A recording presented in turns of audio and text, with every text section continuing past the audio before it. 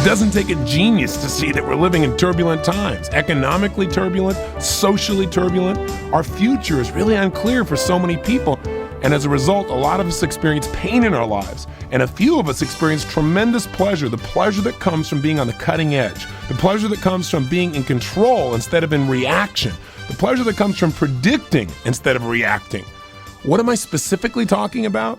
I'm talking about the fact that all of us are always looking for the edge in life. We're looking for something that's going to help us to win, to go to the next level, to grow, to expand, to have a competitive advantage in business, to really direct our lives. And you know what? Whenever I meet people that are extremely successful, I'm always asking that question. What is the difference in this person? What makes them so much more effective than other people? And as you can guess, there isn't any one skill that makes people more effective. Certainly there is a consistent commitment in these people to constantly and never-endingly improve their life. But you know what? The discipline of CANI, constant never-ending improvement, is not the only common denominator that I find. There is another consistent factor or skill that every one of these winners seems to share in common, whether this person be a peak performer in business, the best at what they do, or somebody who really knows how to make their relationship be passionate consistently, or someone who's a great parent, or whether it's a company on the cutting edge. I can tell you the common denominator is the ability to consistently anticipate change before it occurs. You know what? This skill can take stress out of your life, and this skill can make you incredibly successful. It can make you wealthy in financial terms. It can make you wealthy in emotional terms. It can take away fear. The power to anticipate is the power to shape the direction of your life and all those you care about. It could be argued that anticipation is the ultimate advantage. Why? Because ultimately in your life, it will be very easy to find the level of your success by one simple ability. Your ability to solve problems, from the most intense, incredible, profound, to the most ridiculous and simple. This really defines how your life turns out. Because on a natural flow, without a problem, without a challenge, everything seems to be fine. It's when these problems show up. Your level of success is how quickly, how easily, how elegantly can you solve these problems, these challenges, these things that get in the way of your being able to do what you want the moment you want to do it. Now, what's the challenge then? The challenge is most of us, when we get into a problem, find ourselves immersed and we find ourselves in reaction to a problem. It's happening right now. We're trying to solve it. We feel stressed. Who are the leaders in industry? Who are the leaders in nations? Who are the leaders in anything? The people who anticipate a problem before it even shows up, and they solve it before it even happens. That's what the word anticipate means. It means to foresee and deal with in advance.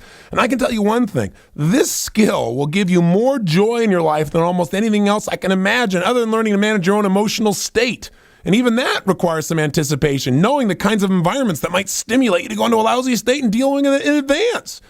What you're doing when you're anticipating is you're utilizing the capacity to step beyond the present moment and utilize the future as your leverage. I read an article in Forbes magazine where they were interviewing some of the employees who were asking the new chairman of the board of General Electric how he could let them go. How come I was good yesterday, one man said, but I'm not worthwhile today? And he said, listen, it's not you're not worthwhile. He said, you just got to know something. What you're doing is no longer competitive. He said, you know, when Roger Bannister broke the 4-minute mile, that was really powerful. But today, kids in high school run 4-minute miles. We can't live on yesterday's standards and expect to be the winner today. We've got to anticipate what are the standards of tomorrow and how do we create those standards right now. That's how we win the game of life. You watch in sports, the power of anticipation in sports is the difference between somebody who's a Hall of Famer in something, somebody's a superstar, and somebody who's mediocre. See, it's anticipation that makes a Wayne Gretzky. When they asked him again, I've used this example before, you're not the tallest, you're not the strongest, you're not the fastest. How come you're so great? How come you're so successful? His answer is, well, I think most people usually skate to where the puck is. I skate to where the puck is going. You watch a great basketball player and they make the pass. They don't pass to where the person is. You pass to where the person's going. If you pass to where they are right now, you're going to miss them. The same thing is true in life. It's true in relationship. It's true in business. We've got to be able to anticipate where everybody's going around us so we can meet their needs. If we meet people's needs, they're going to feel fulfilled. We're going to strengthen our relationships. We're going to add more value and we're going to succeed. this is one of the simplest secrets to life, and it's one we've got to apply daily. And I want to sell you on making this one of the most highly valued criteria in your life. I want to sell you on that this is a skill, that this is not just intuition or getting lucky, and some people are able to anticipate and some people aren't, or it's something you can't do because it's too complex and the world's changing too fast. Garbage. I want to demystify this process for you because it is a process. Anticipating is a process, and not anticipating is the result of your own conditioning. Because that's the obvious question. It must be coming up in your head and you say, okay, Tony, well, there are a lot of things I can anticipate, but I don't. So why don't I? Because you get caught up in patterns. We all do, don't we? Patterns of perception. In fact, there's a word that we hear a lot in business these days. It's becoming the hot word to talk about. It's the word paradigm. What is a paradigm? A paradigm is nothing but an accepted way of thinking, a way of thinking that everyone seems to accept that goes unquestioned through time. In other words, it's a shared set of assumptions. An example of a paradigm that we all studied in history was the paradigm that the world is flat. Everyone assumed that the world was flat. There was no real absolute proof, but everyone accepted that way of thinking. It wasn't until a paradigm shifter, a guy named Columbus, came along, was willing to test those rules, test those barriers. And by the way, that's another way of describing a paradigm. A paradigm is a set of barriers, a set of rules about how to interpret the world, about what can and cannot happen, what will and will not happen. Now, you and I have spent some time in the past talking about belief systems. And certainly you might say, well, how is a paradigm different than a belief? Well, a paradigm is really a system of evaluating many areas of your life. You may utilize many different beliefs in order to make a decision on a consistent basis. That may make up your paradigm. In other words, your paradigm may be made up of many different beliefs. Now, rather than getting all caught up in this word, let's simplify it. A paradigm is a set of rules, a set of assumptions, a set of barriers that control how you perceive your life, what you think is possible or impossible, what you can and cannot do, what others will or will not do. Another simple way of looking at paradigms is to think of it in metaphorical terms as if it were a game. See, we all have games that we've played, and games are paradigms. What is a game? There is a goal. There are a set of rules of what you can and cannot do in order to achieve that goal. In order to achieve that goal, what do you got to do? You got to solve a series of problems based on the rules of the game. Well, in your life, you've got this game called life worked out. You may think this game is a game of respect. You may think this game is a game of competition. You may think this game is a game of being a victim. I doubt if the latter example fits you. Probably the former do, or something else. But the point of the matter is, you have an idea what life's about, what you can and cannot do, what other people can and cannot do, and you've got certain rules and barriers that guide the whole process. And along the way, you're going to be solving problems based upon your beliefs, your paradigms of how life really is. A good example of this metaphorically, again, would be like playing tennis. Tennis is a paradigm. It's a game with a set of goals. There are specific rules of how to do it, and it's your ability to solve problems that allows you to win the game of tennis. What happens? Your opponent hits the ball into your court, and it gives you a certain level of problem. And what you've got to do is you've got to address it. But you got to solve the problem of getting this from your court over into their court using only the rules of the game of tennis. You can't use a baseball bat, right? You can't catch it with your hand and throw it back over there. You got to use those specific rules, and they limit the way you play the game, don't they?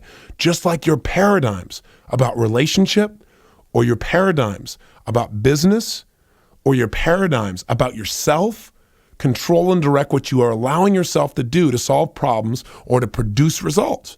Now, what's really neat is if you solve your problem, what you do is you deliver your problem to the other side of the court and you give your partner there a problem.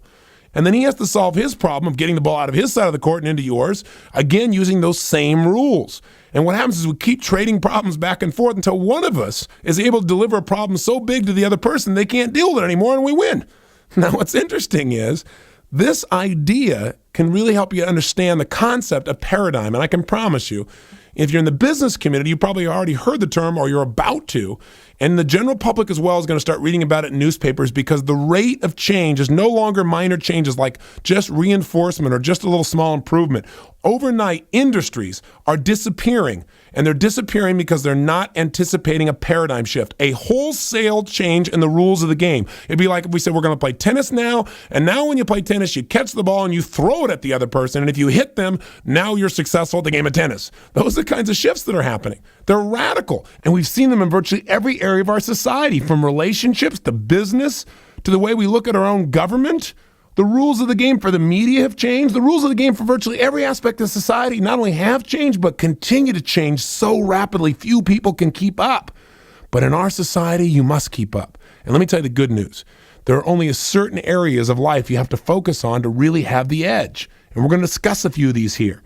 And by the way, if there wasn't this incredible push of change in our society, we wouldn't be living in the exciting times we're in. You go, yeah, it doesn't feel very exciting to me right now, Tony. I'm going through some tough times. Yeah, but you know what? As bad as it feels right now, it's going to push you to another level. What do we really need then to master this principle of anticipation? What do we need to do so we can utilize paradigm shifts to our advantage? The first thing we've got to do is adopt a new belief system. And that belief system is that not only is change inevitable, but it is our advantage. The status quo is not to your advantage unless you're already on top and have mastered it for decades. Now, if you're one of those people, let me tell you your advantage. You're going to have to grow, which will make you happy because you're not going to be happy just sitting on top doing nothing. But for most people in life, they're still pursuing a way to become better, more successful. And if the rules of the game are changing, it means, guess what? You are on an equal playing field with almost anybody else. Now you say, well, that doesn't feel very good. I don't like thinking about everything I've done that works, may just go out the door tomorrow. I'm not saying it will, I'm saying it may, and you got to be prepared for that. You can't be thinking because you're the best at what you do, you're always going to be the best at what you do just by making incremental improvements. I was reading in Joel Barker's book, The History and the Decline of the Swiss Watch Manufacturers. I mean, back in 1968, when you thought of a Swiss watch, what'd you think of? Best in the world. They were the best. In fact, they manufactured 65% of all the watches made in the world.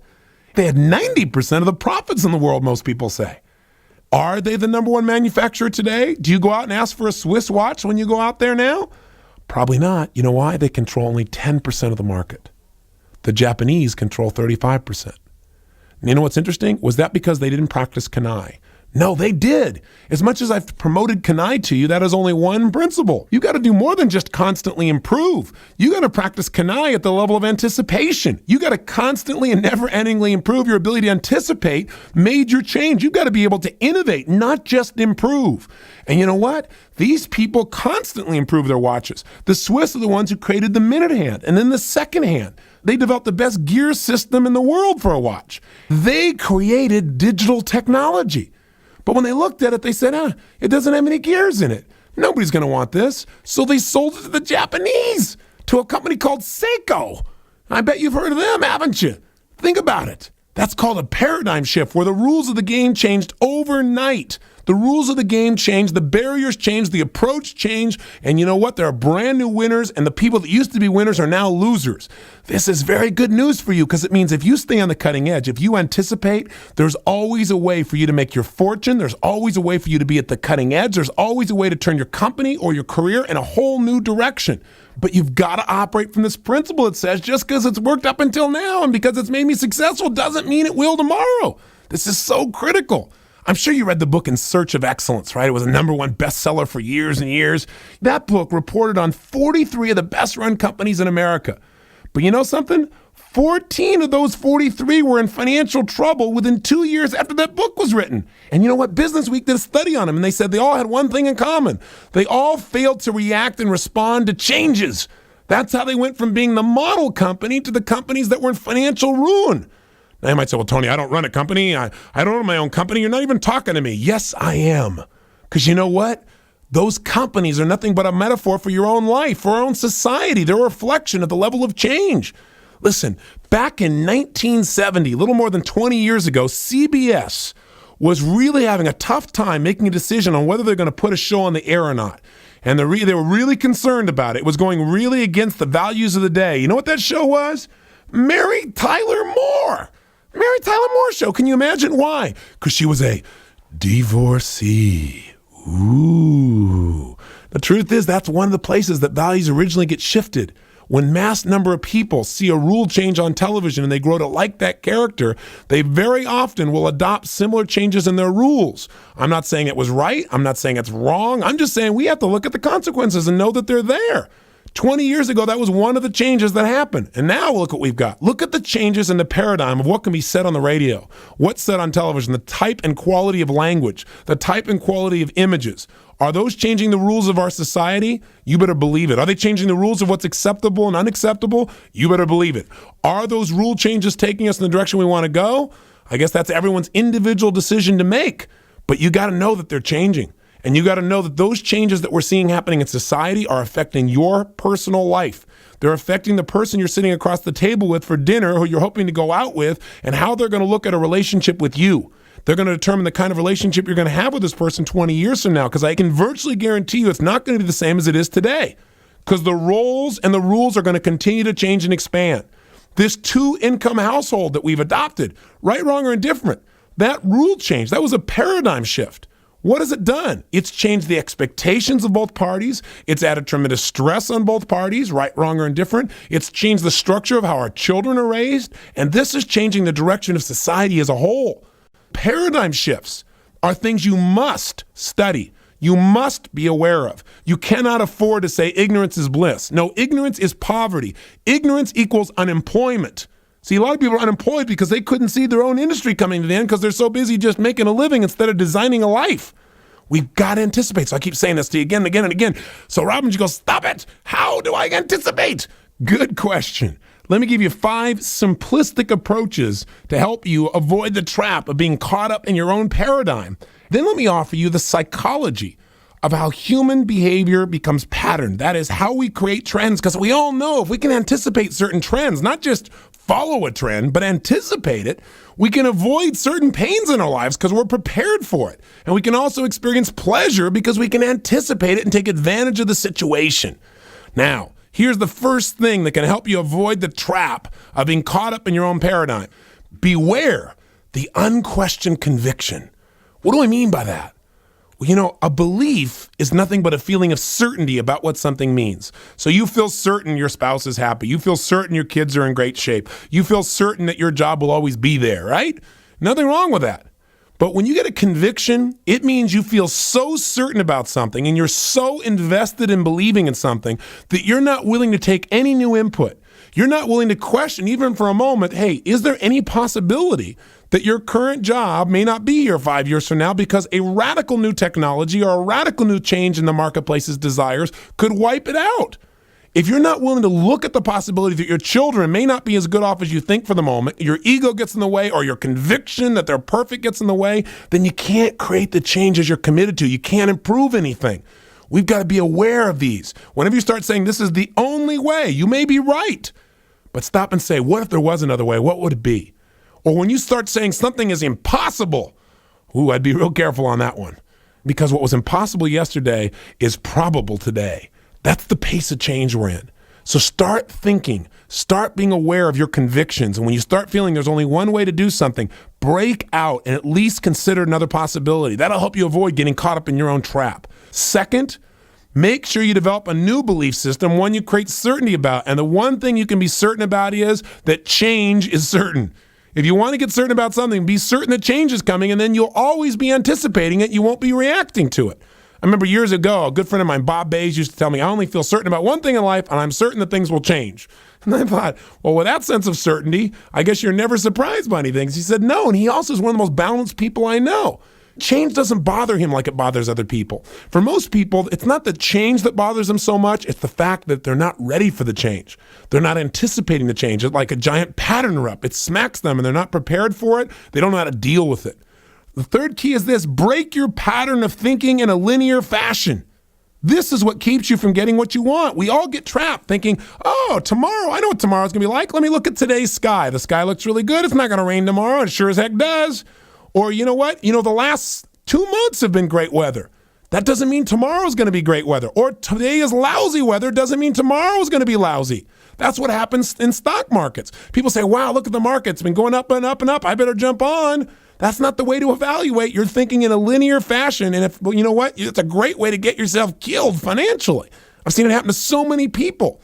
Does this happen emotionally? Yeah. Hey, my relationship's been great up until now. It's been great for the last 6 years. Doesn't mean it's going to be great tomorrow if you don't find a way to make it better. You can't assume that the status quo will remain. In fact, if there's anything you can assume, it's that it's going to be broken up, that something is going to challenge the status quo. If it doesn't change it, at least it's going to challenge it. And you want to be aware of it. So one of the ways you can change your life is don't think in this linear fashion. Maybe you want to start thinking in a cyclical fashion. Throughout human history, certain things keep coming up just like seasons. When you're in the middle of fall and the weather's really nice, instantaneously, overnight the next day, it can be winter. And if you don't have a thing called a calendar, which helps you to anticipate this, and you're thinking linear the last 2 or 3 weeks or months, you're going to be taken by surprise. And you're either going to be uncomfortable or you're going to freeze to death.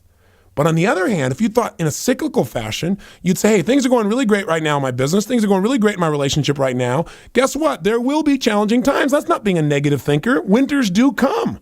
Let me right now figure out what I'm going to do so when winter comes here, I can ski. When winter comes here, I can make it even better. So when the challenging times show up in my business, I'm prepared. This is the thing that most people don't do. Think cyclically versus linearly. Think as an innovator. Think the unthinkable thought. And how do you do that? Go to step 4. Ask questions no one else has the courage to ask.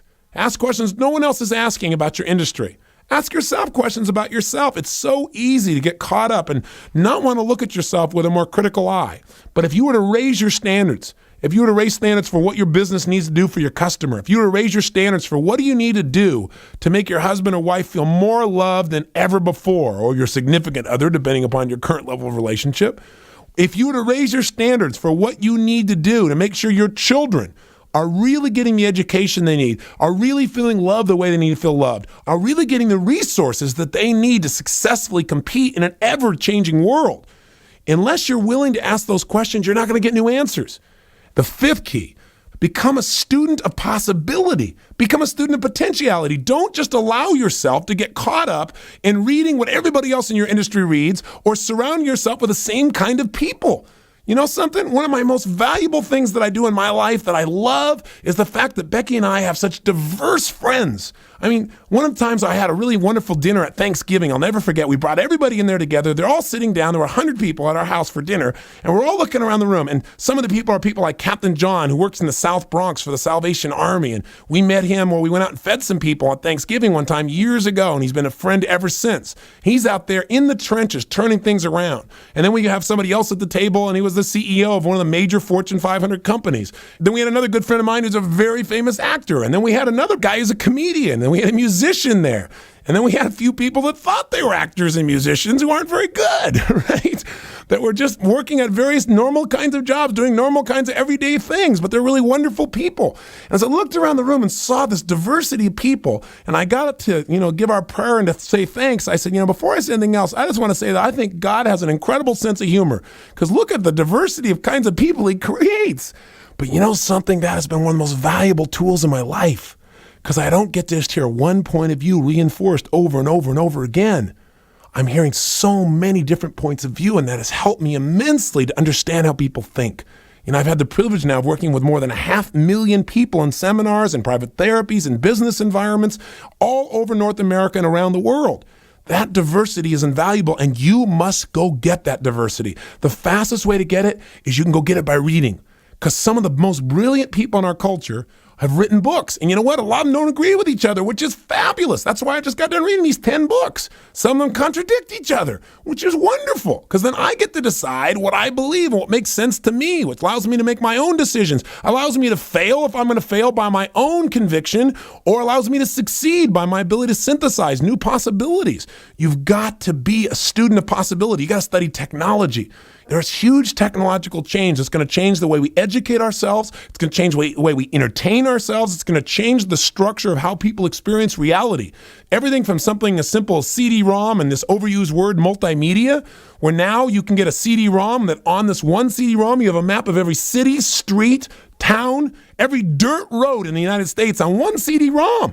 Or compression technology, compression television is going to create so many choices of entertainment, so many different movies, so many different channels that will provide different kinds of education, different worldviews, different paradigms. If you watch the Discover Channel, you're going to get a different set of paradigms about life than, for example, if you watch MTV. I'm not saying either one is right, but if you continually have our world where we're all getting different input, we're going to find that our society becomes more fragmentized than ever before.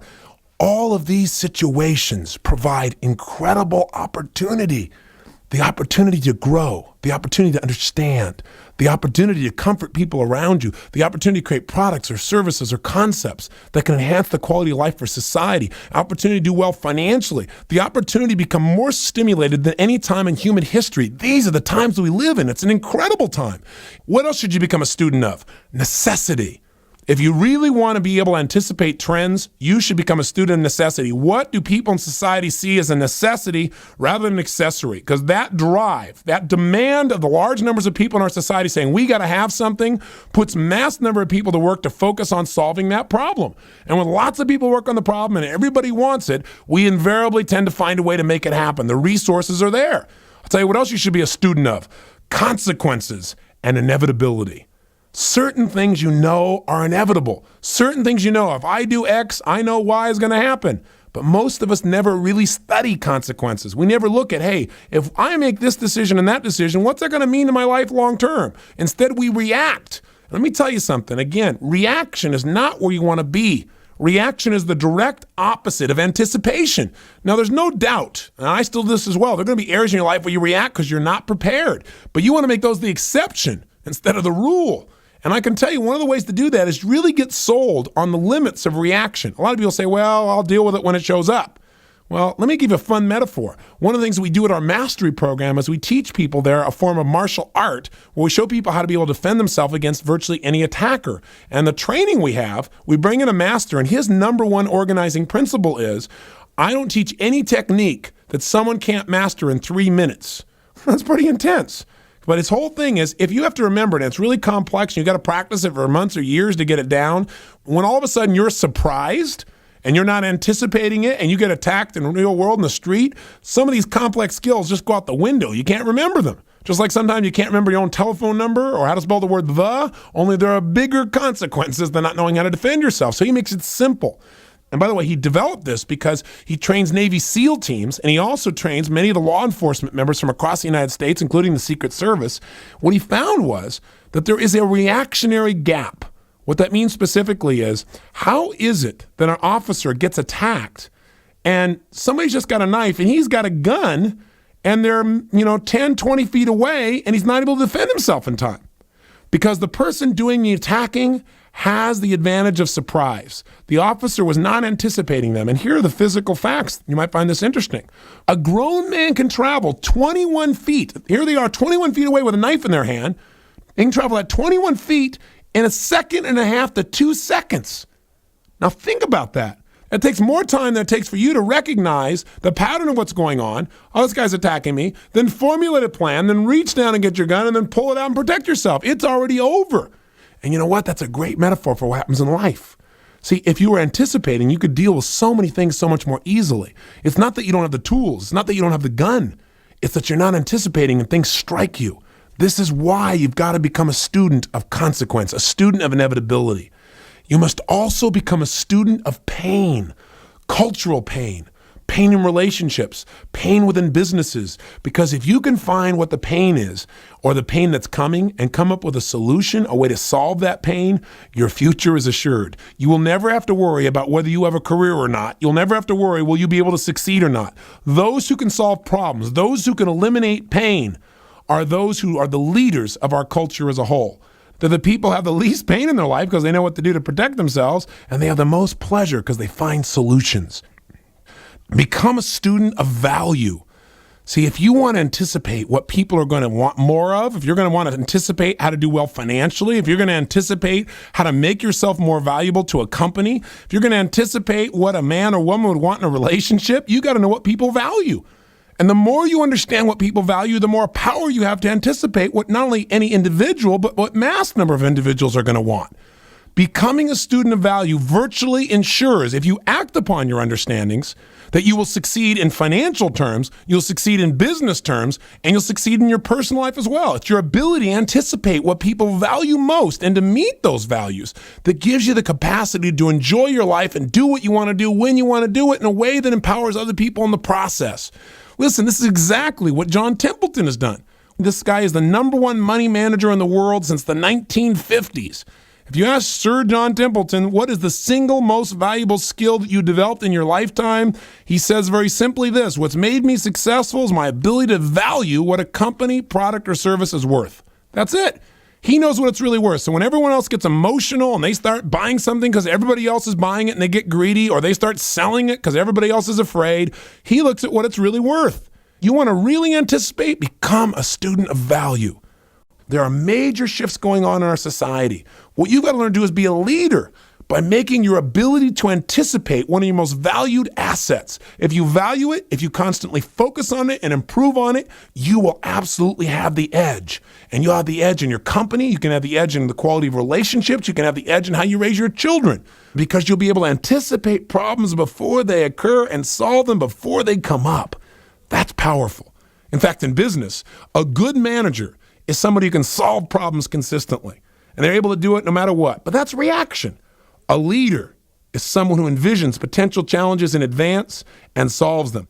Anticipating trends in human desire and human behavior will also then give you peace of mind, because you won't be one of those people who lives in fear. You'll be living in a state of certainty, knowing that whatever comes up, you're prepared for it, and that preparation gives you the edge. So really, you have three choices. Either one, just wait for things to happen and try to react to them and lose the edge and experience lots of pain. Or two, anticipate changes and trends by noticing what's going on around you, becoming sensitive, making it a priority, and then, of course, utilize that information to improve the quality of your life. It is not enough just to anticipate. We're taking for granted one thing here. You realize you got to use your personal power. You got to utilize what you know to create some quality change. There is a third option, and that is not just notice trends, but to become a trend creator, become a paradigm shifter rather than someone who just studies them. Now, how do you become a paradigm shifter? Well, first of all, you don't have to do that to succeed. But if you're the kind of person that wants to help shape what's happening in our society, one, understand what's going on around you, and two, develop or define a vision that inspires not only you, but the people around you. This is how you can begin to create a paradigm shift. This is what Bill Gates did when he was just this young kid that most people thought were crazy. He built a core team around him who shared his vision. This is what Tom Watson did to create IBM. And by the way, IBM is only here today because Tom Watson Jr. challenged his father's vision completely. He told his father that the paradigm was changing and that they had to shift to computers. They fought about it continuously. There was major upset. But in the end, his father listened. They changed their paradigm, and as they did so, they ensured their ability to become one of the most successful and profitable companies internationally. And by the way, they're under attack right now. Why? Because they haven't made a paradigm shift they probably need to make organizationally. The same level of thinking that's made IBM as successful as it is now slowing up its capacity to change quickly. They need to develop a new vision, a new set of rules, a new paradigm. So step number one to becoming a paradigm shifter, get clear on what is your vision, something that inspires you and people around you. The second key to being a paradigm shifter, again, is ask questions no one is asking. That's how you get new answers. Joel Barker, in his book, Future Vision, offers a question for people to ask. He says, ask yourself, what's currently impossible in my industry that if it was possible, it would change all the rules of the game? Asking that question might get you to anticipate something no one else has anticipated. I'm saying to you, ask the same question in your personal life. What's impossible in your life right now? What's impossible for you to do currently with your wife? What's impossible for you to do with your kids? And if it was possible, how would you go about doing it? If it was possible, how would it change the entire experience you have with your family? What's impossible to do with your physical body right now? And if it was possible, how would that change your whole life? And how would you go about doing it if it was possible? Asking this what if type of question helps you to break out of the paradigm and start to create new paradigms. Here's the third key to being a paradigm shifter, not just an observer or utilizer, but someone who makes it happen. Step 3, if it makes sense, then break the rules. If you see that your common sense says doing something completely different than anyone's ever tried it before might make sense, then by gosh, go do it. Break the rule, make it happen. That's how most success happens in business. That's how most success happens in our world. When you start creating a path or a path never existed before, just remember this: life rewards those who contribute on a massive scale. And you know what? If you are willing to challenge the paradigms that currently exist and bring an alternative that enhances the quality of life, and you're willing to stick with it till it comes to be, then all the pain will be worth it, because you'll have the pride of knowing that what you did has truly made a difference.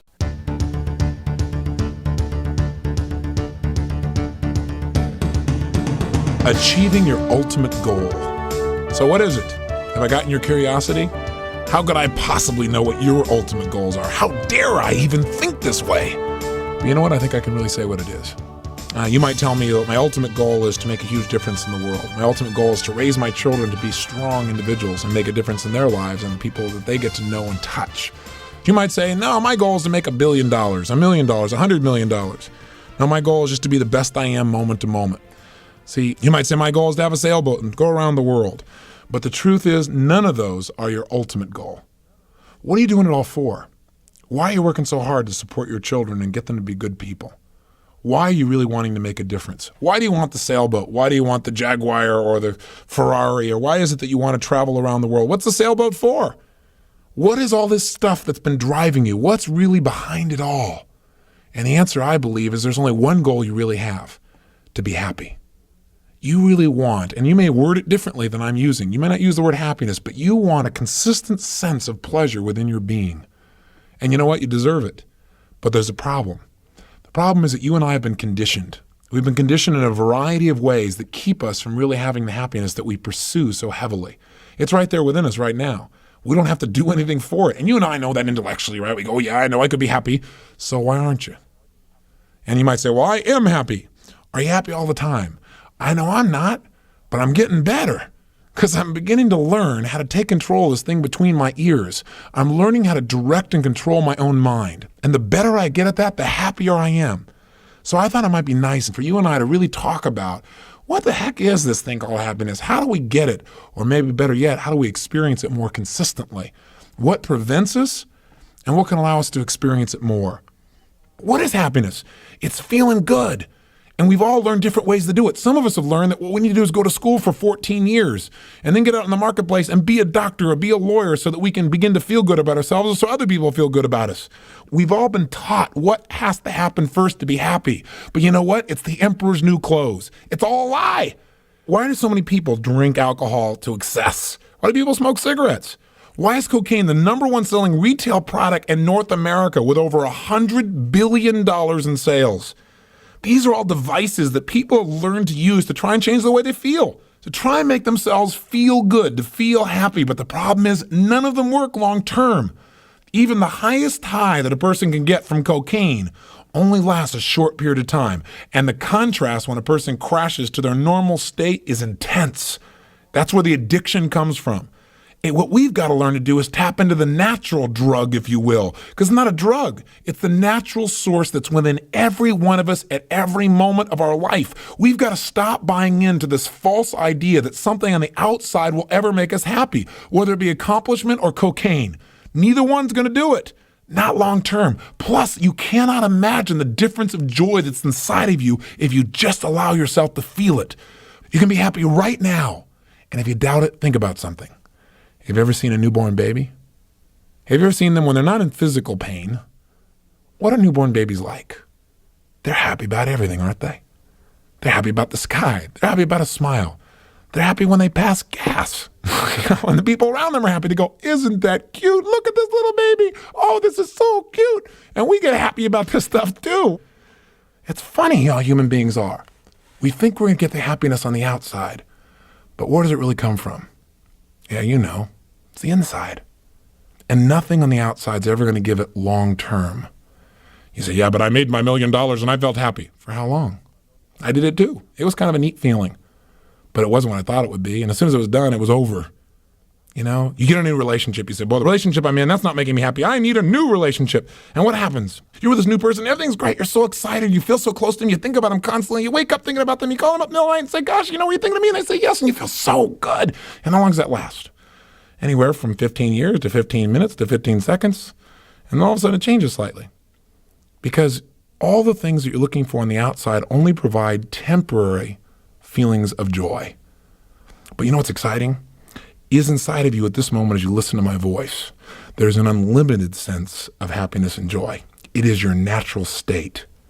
And it's the thing that you unleash, but you only unleash it when you meet the rules of your conditioning. What does it take for you to be happy? What really does it take for you to feel totally joyous inside? Will you be drunk with joy? Not with alcohol, with joy. Well, you just felt incredible inside. What has to happen? What has to happen for you personally? Do you got to change the world? Do you got to just touch another person's life? Do you got to read a book? You got to watch a TV program? You got to listen to some music? Could you just feel it? See, when you listen to the music or you make a difference, in those moments, who creates that feeling inside of you? Isn't it really just you? That stuff's inside waiting to get out. But you have these rules about what has to happen. If X, Y, and Z occurs, then I can allow myself to feel good. What if you changed the rules and made happiness a natural way of living? I'll give you an example. I remember one time I was with my youngest son, Jarek, and we were in our car and the car broke down. And it was a hot day. And we were out in the San Gabriel Valley and it was smoggy and it was tough. And we were waiting and waiting and waiting and waiting for a tow truck to come, and it didn't come. And so instead of being all angry and upset, I thought to myself, this is stupid. I'm with my son. I can have a wonderful time. And the experience transformed because I asked a better question. I said, what could I do right now that would create joy for Jarek and myself? And I began to focus on different things we could talk about. And it turned into this special moment that I won't forget for many, many years.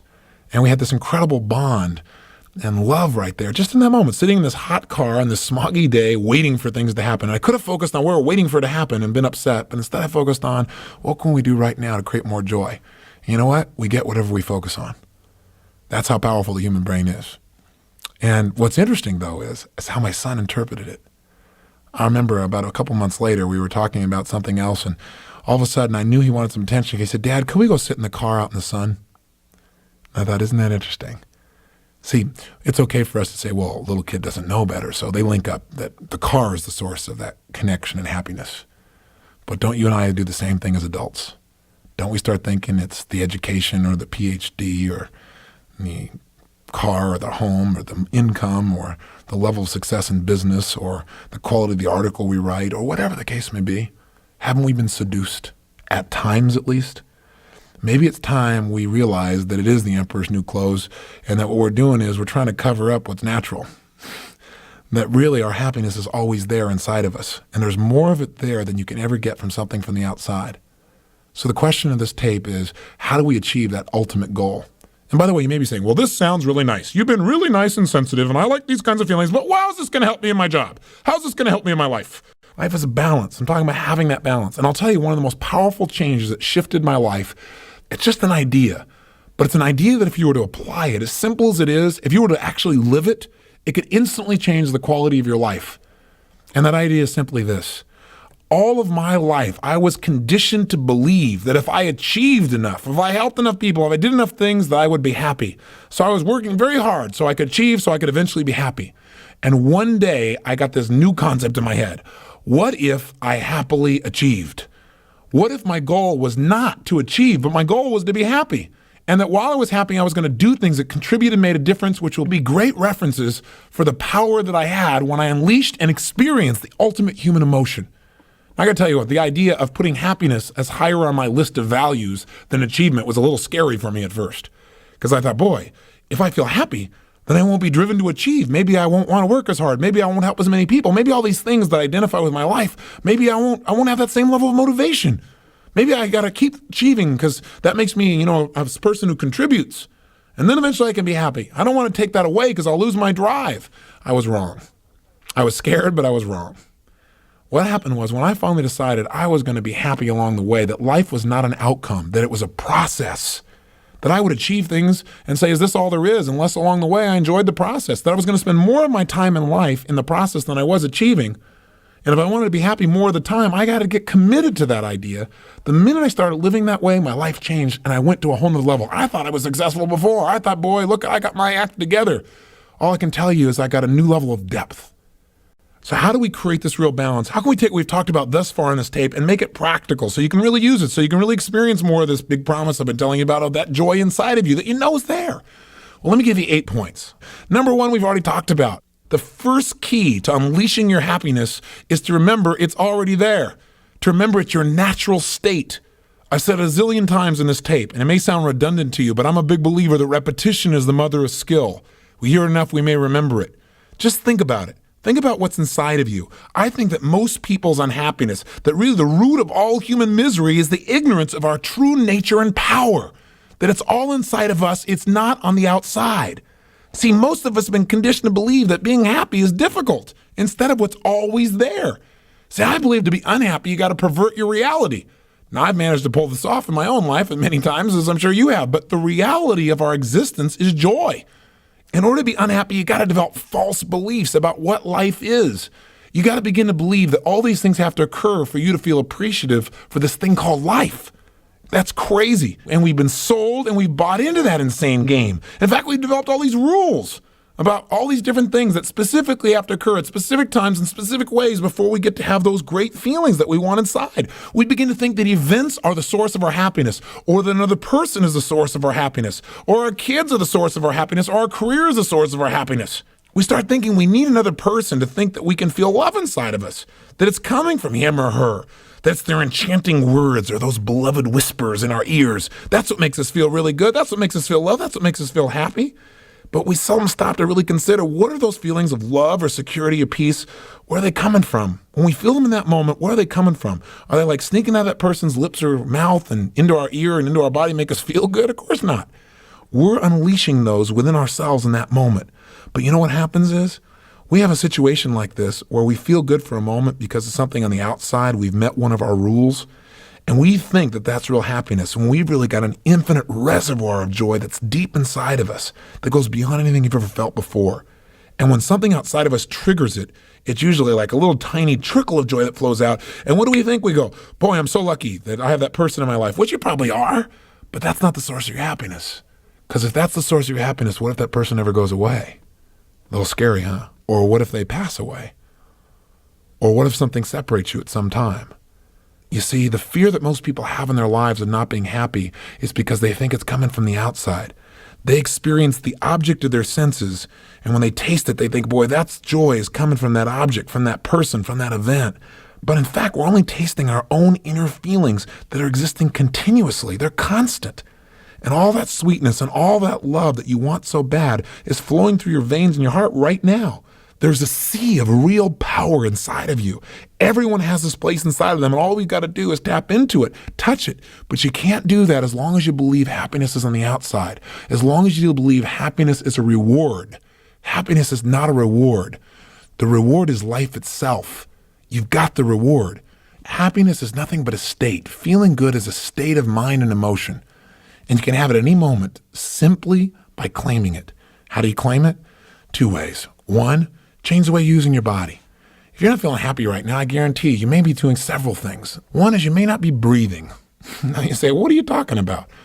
I'm breathing. Sure you are. But are there times when like you're frustrated or you're angry or you're concerned? Does your breathing pattern change? I can guarantee it does. What about your facial expressions? See, if you change your facial expressions, you immediately change how you feel. Try this right now. No one's around. They're not noticing. Put a big, stupid, silly grin on your face. Oh, come on. Nobody's going to notice. If you're in your car, turn to some other person who's in the traffic and grin at them with that big, huge grin and watch what happens. They'll think you're on drugs. It's okay. Just go ahead and do it. Try it. Or just do it right now. Come on. Smile real big. And while you're doing this big smile on your face, thinking this is stupid and crazy, notice how you feel. See, you have 80 different muscles in your face. If you change the way you use them, you can make yourself feel happy. And I bet you already know the ways to do it. In fact, if I asked you to get depressed, you could pull that off, couldn't you? The point is simple. You can change the way you use your body and change your level of happiness. What else can you do? Well, let's go to step 2 of these 8 or however many points I decide to make out of these. Number 2 is really simply this. Change your focus and you change your level of happiness. Remember, it's not only your physical body and your beliefs that determine how happy you are, but what are you focusing on? See, right now you could get totally depressed. How would you do it? Well, you could use your body in ways that make you feel depressed, but also you could do it just by focusing on things that don't make it feel good. You could feel sad or you could feel angry. Couldn't you think of people that have wronged you in your past? Focus on that enough that you really began to feel it again and feel real angry all over again, even though they're not here. If you really wanted it, couldn't you do that? Couldn't you feel really sad remembering things you missed out on? All you'd have to do is focus on them. What about joy? What about pleasure? What about ecstasy? Can you remember a time in your life when you were feeling feelings and emotions of absolute ecstasy? How good that really felt? Whatever it was. Could you go back to that time and remember it? Actually re-experience the feelings? Begin to breathe and feel the same way until you felt so good inside? Can you remember times when you felt totally loved? See, if you really want to be happy, you have to become good at what I call memory management. Memory management means if you're unhappy right now, it's because you're not controlling the focus of your mind. You're focusing on something that makes you feel lousy instead of something that makes you feel good. I'll give you an example. Let's say you're traveling in a wonderful place like New York City, which has all kinds of opportunities to show yourself how resourceful you really are and just getting across streets. And the bottom line is, let's say you step off the street corner and an ambulance comes by and almost hits you. Now, how are you going to feel? Well, it all depends on what you focus on. Some people freak out and get unbelievably angry. How dare they do that? How could they possibly do this? They don't even watch it. They're going to kill somebody. They could have killed me. Think of that. I could be in the hospital right now. I could be in the hospital. All my kids wouldn't have me take care of them. And then what would I do? And then I lose my job and they go on and on and on and on and on. Nothing's happened. Nothing has happened. But you know what? These people have not perfected their mind. They have not learned to take control of their mind. Their mind is controlling them. And if you don't control your mind has the capacity to think of every possibility. Undisciplined because of its cultural conditioning through television and schooling and advertising, the brain has learned to try and protect itself, and a lot of people's brains have learned to become incredibly skeptical, pessimistic, to find out what's wrong so they don't get disappointed. If you don't control your mind, it'll control you. You must control your focus. What could have happened in that same situation? You could have felt grateful. You could have felt good or happy. You could have said, wow, that thing almost hit me, but it didn't.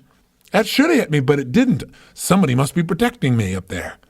Now, maybe that's true, maybe it's not, but it sure make you feel good if you looked at it that way. Or you might think, isn't that amazing how fast I am? I got off and I instantly reacted. That is hot. I'm thinking where I could use that. I could chase down the man of my dreams with that kind of speed.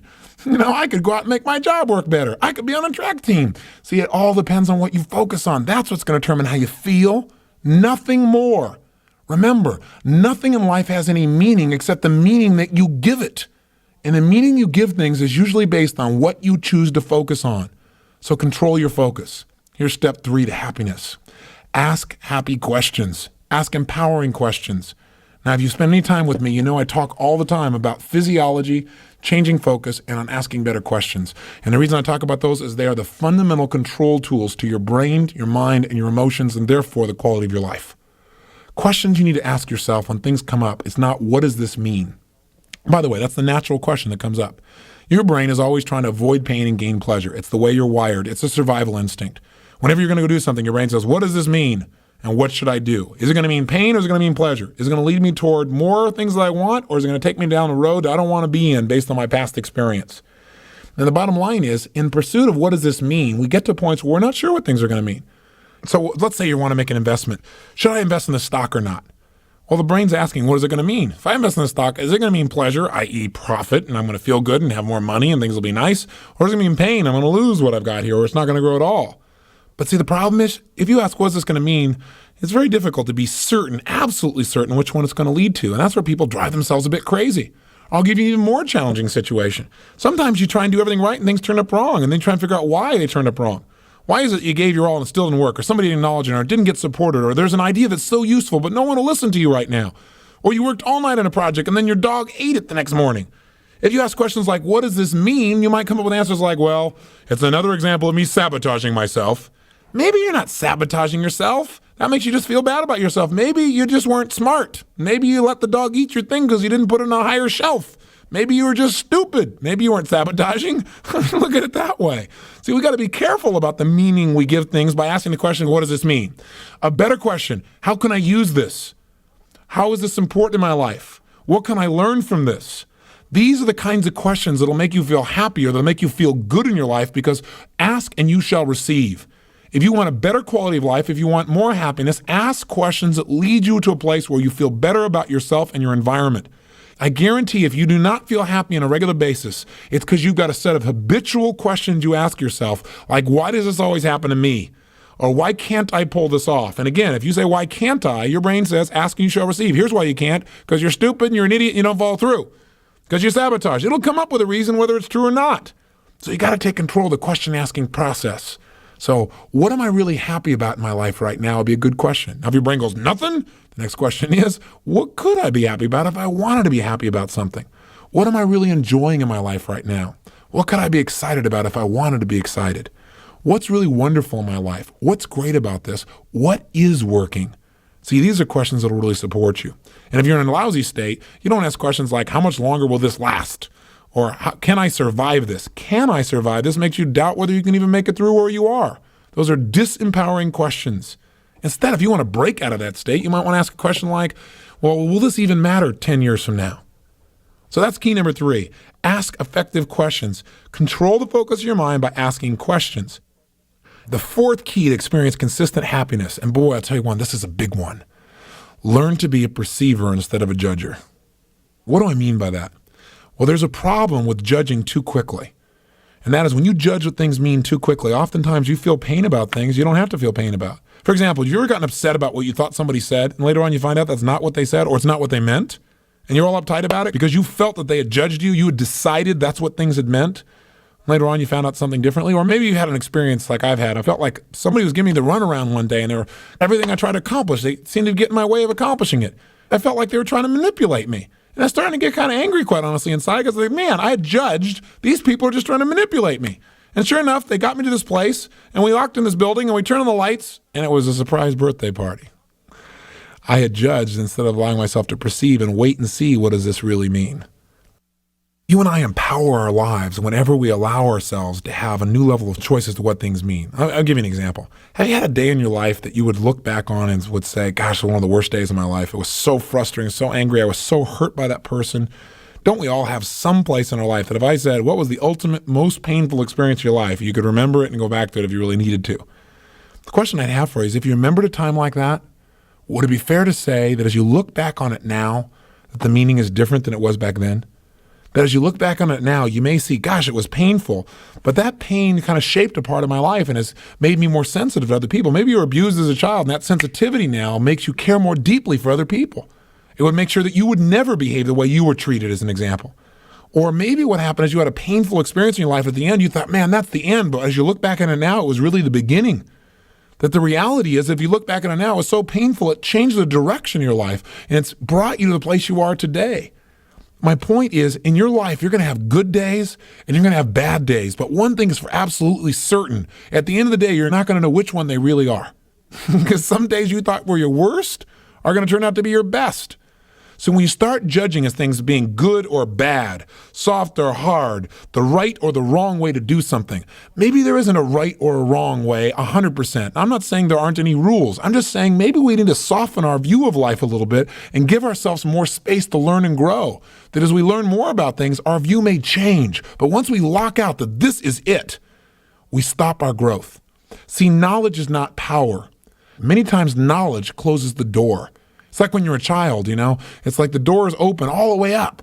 You want to take everything in. But see, as you learn more and more, you begin to close the door more and more and more and more because you become more and more certain that you got the whole thing figured out.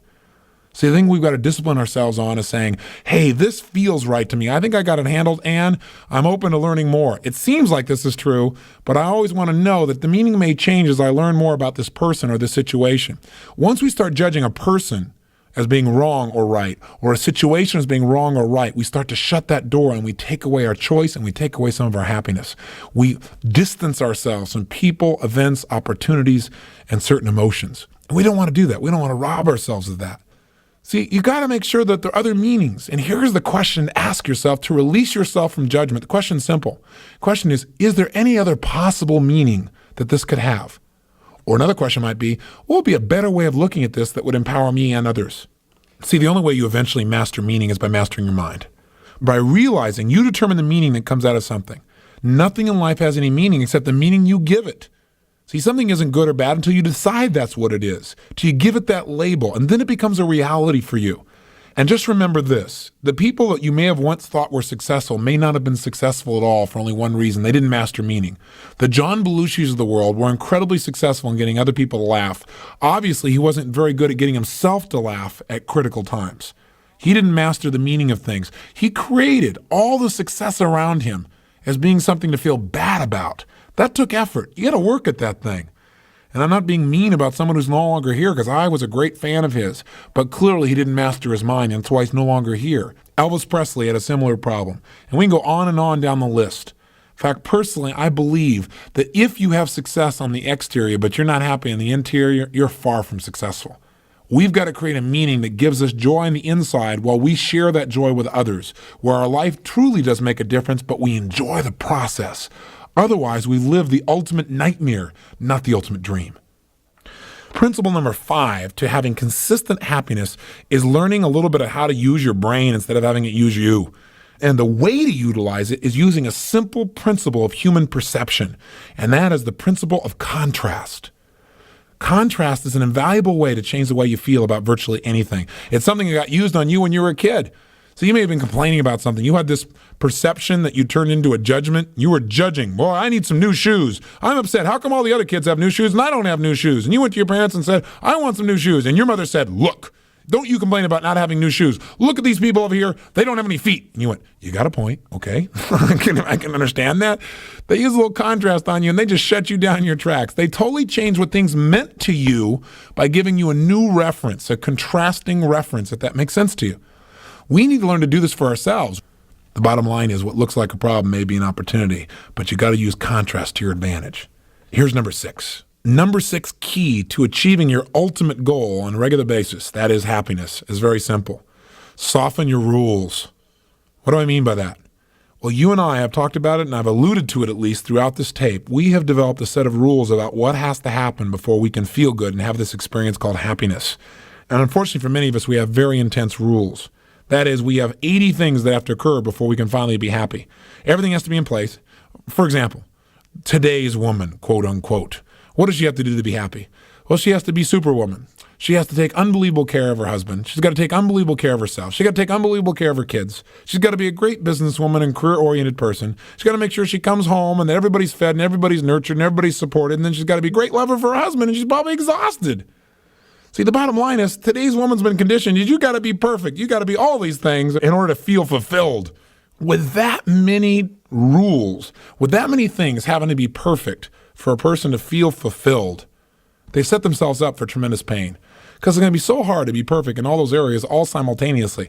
I don't know how today's woman can do it, much less today's man. He's got all his rules too that have been conditioned into him. And I know they vary from person to person. I was talking to a gentleman who's a big oil man. For him to feel successful, he has to have net available to invest in liquid assets for him on a consistent basis, $20 million. Now, think about that. That might create a little stress in your life. That might be a little difficult for you to meet, especially if the most you've ever had liquid was 10 million. It'd be even worse, I guess, if you only had 10,000. But the point is, most of us have set ourselves up for failure, and some of us have rules that are impossible to meet. I can tell you time and time again, when I talk to people that truly are happy, one of the major reasons is they got rules like, in order to be happy, I have to wake up. Or people say things like, every day above ground is a great day. How do I know if I'm happy or not? How do I know if I'm successful? If I wake up and look that I'm above ground, then I'm successful. See, what a lot of us have done is we've set it up where 50 things all have to be happening simultaneously for us to feel good and be happy. But if just one's out of alignment, boy, do we get upset. In fact, have you ever noticed how things can be really great in your life? And then just one thing can be out of alignment. And all of a sudden your whole focus goes there and your mind goes crazy. You start getting all upset and everything else when everything else in your life could be in great shape. We need to remind ourselves that if we got one thing going on well, things are going well. And the reality is, if you look at your life, how many things really are going well in your life if you were being honest with yourself? If you weren't judging by these unbelievable standards where everything has to be perfect simultaneously, where you were the ultimate man, the ultimate woman, the ultimate performer, the ultimate career person, how many things are really going well if you focused on them?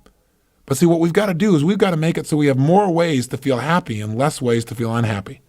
That's the bottom line. Point number 7. If you really want to be happy, use happy words to describe the way you're feeling on a consistent basis. Develop a habitual vocabulary that is filled with words that create pleasurable emotion within you. We have a lot more words that describe negative emotions than we do positive, and so we tend to use them more often sometimes. Anytime you're unhappy, I guarantee you're putting a word on your experience, a word that creates a judgment about it that is negative, that creates a negative emotion or feeling.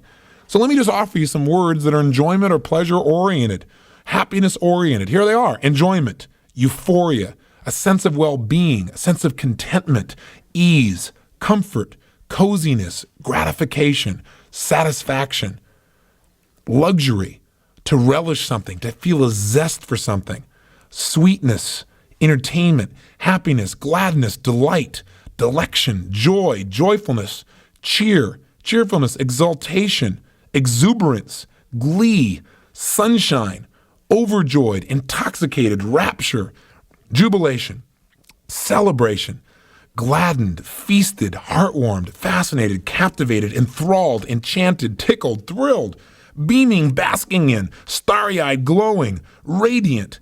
Those are just a few.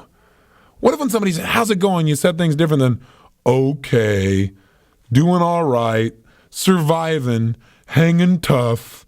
If you were to use those kinds of phrases to describe how you're feeling, What you do is you immediately denigrate your experience. You lower the level of enjoyment you have by the words that you're using. Amplify your emotion by using new labels. If you're going to judge instead of perceive, why not judge by putting labels on your experience that make you feel great instead of words that make you feel lousy? It's a very simple thing, and it may sound so simple you may not do it. So think about it. If when you felt pretty good, you said, I'm feeling excellent, I'm feeling outrageous, I'm feeling fabulous. If you kept saying that on a regular basis, would you not begin to feel that way rather than if you said, I'm doing okay, or fair to middling? See, think about it. When you begin to use those phrases, you have to change your emotional state. And you may be feeling great, but you say, I'm feeling okay out of habit. And pretty soon you don't feel as good as you could have. Pay attention to the vocabulary you use consistently. You want to be happier? Build up a vocabulary. Write down some words that you're going to use. Maybe some of the ones I just dropped on you to make yourself feel great. Or if you really want to feel like heck, here, I can offer you some words to use on a regular basis. Talk about how unpleasing things are to you, or displeasing, or disagreeable, or undesirable, or unappealing, or unattractive, or unengaging, or uninviting, or distasteful, or unsavory, or unpalatable, or ugly, or offensive, or objectionable, or repugnant, or contrary to your feelings, or repulsive, or vile, or nasty, or noxious, or rotten, or putrid. How's your life? How you doing today? Putrid. Think of how you'd feel if you did that. Horrible, horrid, atrocious, atrocity, hideous, terrible, awful, dire, hostile, antagonistic, averse, unfriendly, uncared for, unvalued, unprized, despised, lowly, unpopular, out of favor, misunderstood, misprized, unbeloved, uncherished, loveless, forsaken, rejected, jilted, thrown over, spurned. If you really want to feel bad, just pick from that list and use those kinds of words to describe your life, your relationships, your business on a regular basis. I guarantee no problem you'll be depressed in a short period of time. See, if you want to change your life, change your habitual vocabulary. Do it now. Simple step. Write down a couple of words you use on a regular basis to describe how you're feeling that make you feel even worse than you really were feeling. And then decide you're not going to use the words to describe yourself or how you're feeling for the next 30 days. Sound like a deal? Just try it and see what happens. And in their place, write down the words that you want to use on a regular basis to describe how you're feeling, how you're doing in your life. And make sure they're words that amplify the positive emotion. That's point 7. Here's our final point. We'll wrap up. Point number 8 on how to achieve your ultimate goal, happiness on a consistent basis. It's very simple. Hold yourself to a new standard. Yo, wait a second. I thought you said make my rules easier. You're right, I did, except there's got to be a new standard in your life. And your new standard is simply this. You adopt a belief that not to be happy is to be a failure. And for those of you who are motivated to succeed, this ought to really do it to you. What I mean is most people do not make happiness a big enough priority. If you decide right now that being happy is the only real success, then I suggest that you'll achieve it. Because we always get what we focus on, as we talked about earlier. We've got to make sure, though, that we must be happy, not that we should be happy, not that we could be happy, but that it's really a must. That's something that must happen, that you must do it. Not the outside environment, not your brother, your sister, your friends, your neighbors, your boss, but you, and that you can do it. If you really adopt that core belief and you measure on a regular basis saying, hey, I got to be happy. That's the way I got to live. Otherwise, I'm being abusive to life. Otherwise, I'm giving a slap in the face to my Creator. What if you really looked at life that way? That not to enjoy the gifts that have been given you would be the ultimate blasphemy. All I've tried to do in this tape is get you to think at a new level, get you to focus on the possibility of swinging the pendulum where you spend a lot more time in the happiness mode and a lot less in the pain mode. And certainly you deserve that. You know what else is exciting about knowing that you can be happy at any moment? It also relieves you of the burden of trying to make everybody else happy. Now, I know you still do it because you care about people. I do too. But the reality is when you realize that you don't have to do anything for yourself to be happy in a moment, then you also begin to realize other people don't have to do anything either. They can be happy right now. You can stop trying to make everyone happy, which probably drives you crazy because you can never do it successfully. You might for the moment get someone to be happy. The only way they're going to be happy long term is when they claim their real power and when they stop buying into the lie that something outside them controls them. When they realize that the only reason they don't have the joy that they want is they've not claimed it. And I'm not saying in this tape program, by the way, that the whole purpose is just to go out and bliss out and be by yourself and feel good, because you and I live in a Western culture. And as I've said many times, if you just sit in the Western culture and just bliss out and feel good, somebody will come and take your furniture. So you got to do more than that. And you do have to be active. But I'll tell you, my idea of success has changed throughout the years. Growing up poor, I thought it was money. Then I realized it certainly isn't money. It's contributing to other people. Then I contribute to other people, and I thought, gosh, that's not it either. I still don't feel fulfilled. I feel good about myself. I'm proud, but that doesn't make me feel totally fulfilled because here I'm achieving, helping others, but I'm not feeling as happy as I could. I'm burning myself out. And what I've looked for in life is the balance. And I now have a new definition of success. And it's how I measure myself. And it's how I encourage others who ask me how to measure their own success. And the measure I have is a two-step process. Number one, how happy are you? And the bottom line is if you're not happy with how happy you are, you can change that. You can do it in a moment. You can change the way you're breathing. You ask yourself a great question. You can focus on what's great in your life. You can use some contrast. There's so many tools you've got in this set of tapes. One of them alone could work. You don't have to use them all. You don't have to go through 8 steps to make it work. I said, but number 2 is how happy are the people who are around you? See, because there was a time in my life when I had a standard only for my own happiness. And so I was happy, but nobody else knew it. They weren't happy being around me. And so I made the distinction that I don't want to just be happy. I want to be cheerful. What cheerfulness really means to me is that you're so happy on the inside that you also express it on the outside so it affects the people around you. And so I guess my new definition of success is real simple. It's, am I living a life where I'm experiencing more and more pleasure and less pain? And in the process of living it, is the way I'm living it creating more and more pleasure for others and less pain for them? If I'm feeling better and better all the time, and I can get other people around me to feel better and better, if I can feel less pain, they can feel less pain, if we can continue to expand in that direction, I think there's a reason why our brain wants to move towards pleasure. It's because it leads us to a place where we're really connected with our Creator. That may sound weird to you, but I think there's a reason why human beings are wired the way they're wired. And I think the easiest way to get to your Creator, the easiest way to have that joy is to know that those feelings are available now. And to hold yourself to a standard where you cause yourself to feel them on a regular basis, not because you have to, but because you deserve to. But you got to hold the standard. So in summary, what have we said? Well, we've said a lot of things in this tape, but I guess the most important thing we've said is whether you're happy or not is not a question of whether the happiness is there. It's there inside of you at levels of intensity and of depths you've never dreamed of. But you got to open the spout. You got to let what's in you out. And you got to realize that you're really the source. You got to remember there's nothing outside of you that's going to create it for you. And that the only way to really have this ongoing happiness is to change your focus, to change some of your core beliefs, to realize you don't have to do anything to be happy. You don't have to be responsible to something to be happy. You don't have to achieve to be happy, that you can happily achieve. You don't have to choose between the two.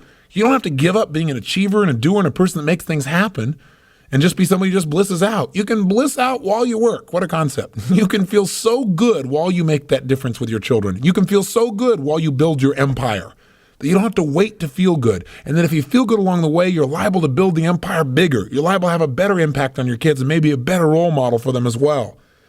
Maybe the whole message of this whole tape is just to remind you that the only way you achieve your ultimate goal of happiness is by perfecting your mind, by taking control, by mastering it. And God forbid if you were to start developing this kind of habit where you feel good on a consistent basis, because if you really start feeling good, you know what happens? This stuff is catchy. It's like a disease. It spreads to all the people within your sphere of influence. And all of a sudden they're starting to feel good. And pretty soon you become rather successful because you're experiencing tons of pleasure and very little pain. And the people around you are impacted by the way you live and they start feeling better too. What a terrible world if we all did this on a consistent basis. Of course, we all know that's impossible. We know we couldn't feel good on a consistent basis, but what if we were wrong? Have you ever been wrong about what you're really capable of? And then you were pretty pleased to find out you were better than you thought you were? I think you and I every day begin to find out we're much more than we thought we were. We're much more than our physical body. We're much more than we ever dreamed was possible. Maybe just this physical body and this thing you call yourself is just a vehicle and there's a flame burning inside, that spirit of who you really are, which is greater than anything you've dreamed of. But I think the only time you really get in touch with that part of you is when you're feeling happy, when you're feeling that base level of joy. And you can have it right now. So claim your real power and achieve your ultimate goal today. And then do it again tomorrow and the next day and the next day. Don't make it something you reach for. Make it something you experience. Make it the way you live. So my challenge to you until we meet again is to remember, the world is as you see it. It's your mind, not the world, that's the source of all your experience. And if you don't like what you're experiencing, change what you're doing inside your head. Take control. And until I visit with you again, remember, live with passion.